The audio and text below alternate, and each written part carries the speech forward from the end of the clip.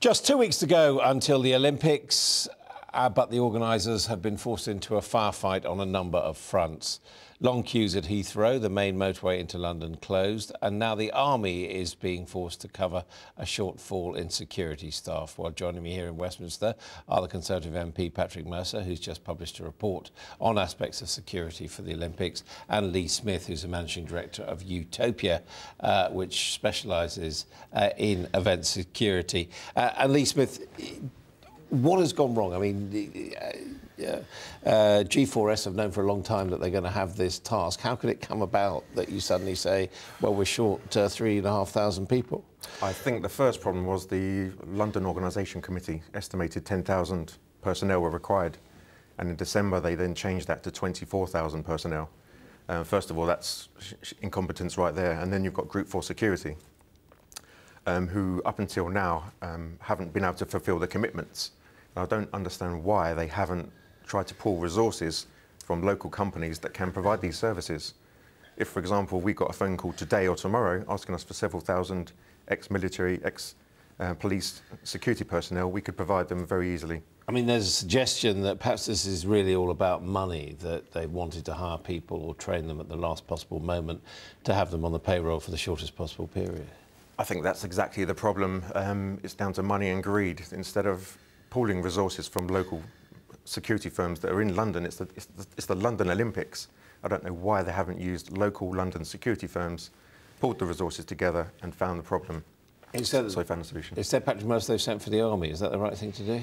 Well, thank God we got an army to send for. I mean, the bitter irony of this, of course, is my old regiment, for instance. I should say, I think Lee makes some very good points, particularly having written this report and published it yesterday. But my old regiment, just back from Afghanistan, just been told that before they go on their Afghan leave, that many of them are not likely to be made redundant, and now told that their summer will be spent actually protecting the Olympic tennis at Wimbledon. Now, they'll do it, and they'll do it superbly, and they'll do it with a smile on their faces.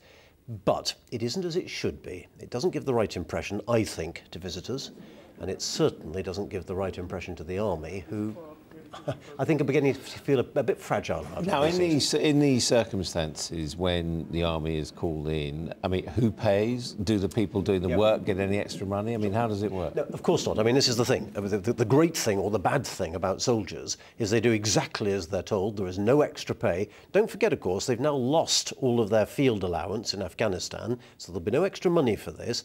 They will be compensated, quite rightly, of course, for any holidays that they've booked and that they're going to have to miss as a result.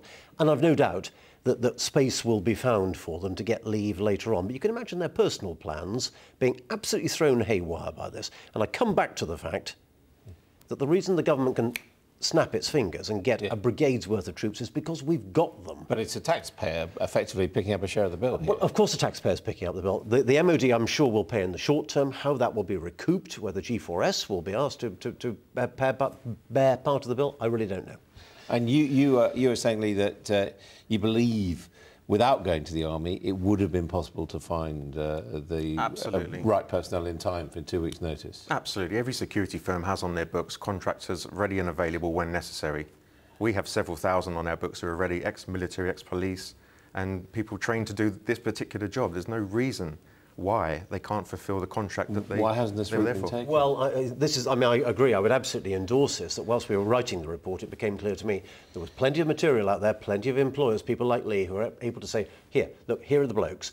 Many of them well versed in these matters, many of them already vetted, which of course is expensive, but the pay that was being offered was just not enough of an incentive. And those who did come forward found that the logistics and the bureaucracy was overbearing. I mean, are you worried that we're up to this? We've got the problems at Heathrow, we've got the problems on the M4, now we've got this. Well, as I said already, thank God we've got a numerous Army, Navy, well, they can't fix the motorway as well, can they? No, they can't. But I mean, this is Plan B. I hope there's enough in the locker for Plan C and Plan D, because of course there'll be mistakes, and of course things will go wrong. It's an extremely difficult thing. But yeah, I'm convinced. I would say to a visitor, yes, I think the games are secure, but of course resources are always scarce. Thank you both very much. Thank you.